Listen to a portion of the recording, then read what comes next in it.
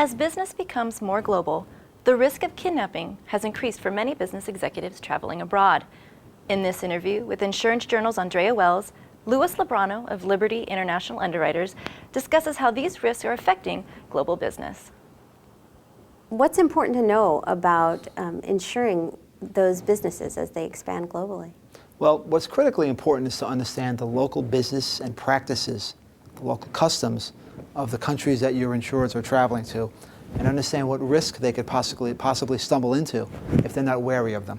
Mm-hmm. That's critical in this business. Are there some countries that may be more risky or dangerous today? Yes, there are, and that's actually a moving target. Risk exposures, risk profile of certain countries change over time.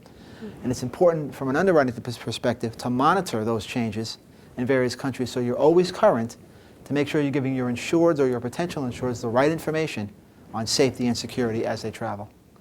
What do agents need to think about when their commercial clients may be expanding overseas and maybe traveling overseas into potentially dangerous countries? They need to think about where they're going, what the potential exposures are, and what they should do in case something goes wrong. What are the things that they should do? Say an executive, may be in danger or kidnapped. Well, hopefully there's a kidnap and ransom policy in place. Mm-hmm. And what a kidnap and ransom policy gets you is unfettered access to a professional kidnap and ransom consultant who will arrive on the scene and help you manage your way out of what could be a very dangerous and possibly deadly situation. Is the world becoming increasingly more prone to kidnaps? In certain countries? One of the difficult things about the kidnap business is that so many kidnaps go unreported. No one wants to be admitting that they were kidnapped because you could potentially become a target yet again. Mm. But we do know that if for a very long time the kidnap business, and it is a business, has been robust and thriving in various parts of the world. What are some other issues that agents should be thinking about when their commercial client decides to, say, distribute products overseas? Well, you always need to be concerned about the safety of your product and how it's used wherever you send it in the world or wherever you manufacture it in the world. What you want to avoid is people being harmed from using your product. Mm-hmm. For example, a contaminated products insurance policy will give you access to a similar type of consultant in case you have food on the shelf that is suddenly harming people, causing illnesses or death. What do?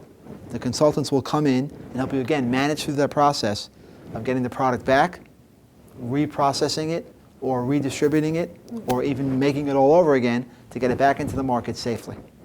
Now, when a customer purchases a product, say kidnap, ransom, extortion, or even a product recall or contamination policy, is that coverage provided globally, or is it for a specific country? Yes, it is. It's always written on a global basis. Do you think there's opportunity for agents to promote or sell these products to their insureds? Clearly. You mentioned earlier that the world is becoming more and more of one place. People are traveling more frequently.